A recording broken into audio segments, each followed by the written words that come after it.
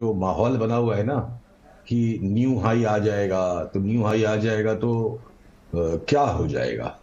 New high आ जाएगा मतलब वो ऑटोमेटिकली बाई हो जाएगा और मल्टी ईयर बुल मार्केट शुरू हो जाएगा। तो उस पर मेरा डायलॉग तो नहीं कह सकते, पर आप इसको थोड़ी सी रंगीली टिप्पणी कह सकते हैं। तो ये देखिए, अगर निफ्टी की चार्ट अब दिख रही है, अगर ये न्यू हाई आ भी गया तो न तो इस बाजार में मोमेंटम है।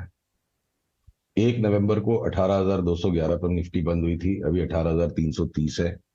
तो करीब करीब ½ % निफ्टी ऊपर है और करीब करीब 2% बैंक निफ्टी ऊपर है 1 नवंबर के भाव से। फिर हम गोल गोल घूम रहे हैं ना, तो मोमेंटम है। वॉल्यूम डिक्लाइन होता जा रहा है, ब्रेथ बिल्कुल खत्म हो गया।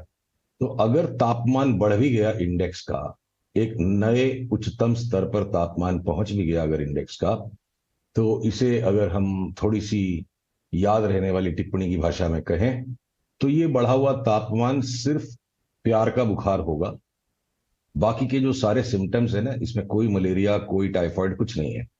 सो सो जस्ट एक नया न्यू हाई आ जाए और लोगों को प्यार का बुखार चढ़ गया कि तेज बुल मार्केट आ गया, तो मार्केट्स में डिसेप्शन, जितना डिसेप्शन वॉरफेयर में, एनिमल किंगडम में, ह्यूमन अफेयर्स में, हर जगह स्टॉक मार्केट उनसे अछूता नहीं है।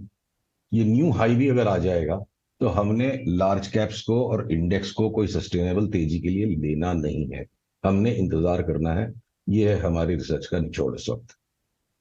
आप बेसिकली आपका स्टैंड अभी भी वही है जो आप दिवाली से लेके चल रहे हैं कि बाजार की जो लेग्स हैं, हायर रीडिंग्स को बहुत ज़्यादा रीड मत करिए। ये बैक्ड बाय ब्रेथ नहीं है, बैक्ड बाय वॉल्यूम्स नहीं है।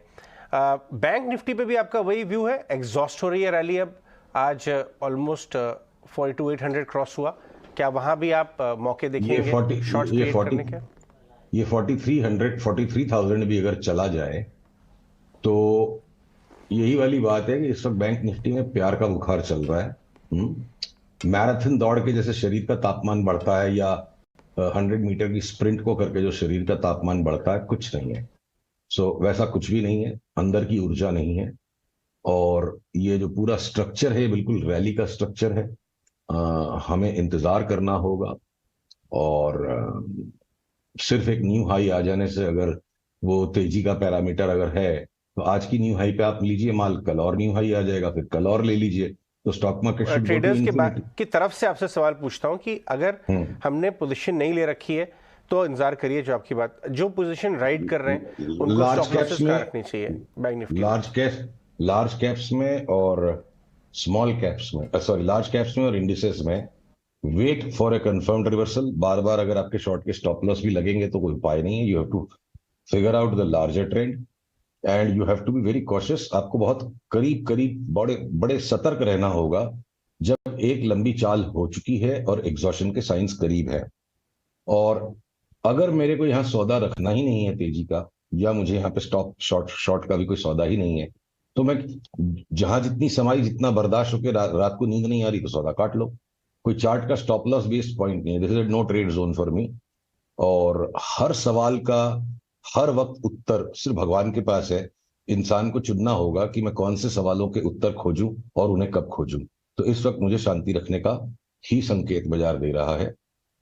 स्टॉप लॉस शॉर्ट सेलर का क्या होना चाहिए? यहां भी शॉर्ट होना ही नहीं चाहिए। ये पीली रेखा टूटे, उसके बाद बैंक निफ्टी को शॉर्ट करना है। उसके ऊपर वो जब तक रंगबाजी करती रहे, तो उसकी रंगबाजी को देखते रहना है।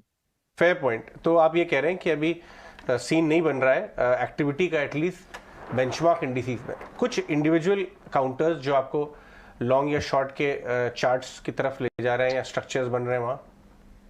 अब देखिए, हमने जैसे आईटीसी के बारे में बात की थी कि जब आईटीसी अब इतना पॉपुलर स्टॉक हो गया, और हमने कहा कि आईटीसी अब यहां से घटेगा, 270-80 तक आ सकता है।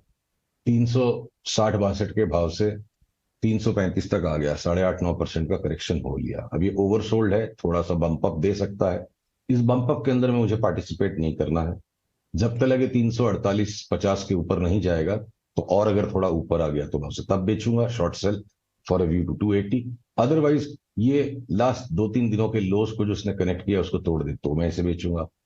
बैंक निफ्टी में जितनी भी गर्मी इस वक्त है, जहां मुझे थोड़े से नीचे के बंद स्तर मिलने लग जाएंगे, A to Z banks except Bandhan bank short sell के कैंडिडेट्स हैं। अभी तक वो आया नहीं है टाइम। रिलायंस ने ऑलरेडी देखिए अच्छी खासी एक घटक दे दी, 2657-58 से 2547 तक आ गया और निफ्टी वहीं की वहीं घूम रही है, जबकि रिलायंस रियल बेलवेदर है। जब तक इस ब्लू लाइन को नहीं तोड़ता है रिलायंस ऊपर की तरफ, तो ये मेरा ट्रेलिंग स्टॉप लॉस है शॉर्ट ट्रेड पे। ट्रेलिंग स्टॉप लॉस लग भी जाएगा तो वो ऑटोमेटिकली लॉन्ग नहीं होगा। वापस कहीं मुझे एक रिवर्सल का सिग्नल मिलेगा तो मैं इसे बेचूंगा। मैं इसको 2300 तक के लिए देख रहा हूँ। और बचे आपके जितने भी ऑटो के स्टॉक्स हैं, वो सब बिल्कुल एकदम तैयार है कि जहां निफ्टी का समाधान हो जाए, जो भी बड़े लोगों की निफ्टी में लड़ाई पेंडिंग है उनका हिसाब निपट जाए, उसके बाद अगर ये नीचे का मूव आ जाता है, जिसको मैं हो गया है समय इंतजार करते वक्त, तो मैं ब्रॉडली आपको कहूं कि करीब करीब 15 से 17% तक की अगर इंडिसेस में गिरावट, आखिरी गिरावट आती है, जिसके बाद 2023 में अंधाधुंध तेजी वापस चले, मुझे 22,000 भी निफ्टी हो जाए 2023 में तो कोई आश्चर्य नहीं होगा। और उसके पहले अगर 15,000 हो गया तो सरवाइव करना जरूरी है। तो इस तरह की 15-17% की घटत में सबसे ज्यादा लार्ज कैप बैंक्स घटने चाहिए, फिर ऑटोस का परसेंटेज। अगर 15-17% निफ्टी घटती है, 25-25% लार्ज कैप बैंक्स घट जाए और 30% ऑटो के स्टॉक्स घट जाए, तो मुझे कोई आश्चर्य नहीं होगा। और उसी तर्ज पर अगर आईटीसी भी इन लाइन विद इंडेक्स 20% का करेक्शन दे दे, आपका मारुति जो 30% घट जाए, तो मुझे कोई आश्चर्य नहीं होगा।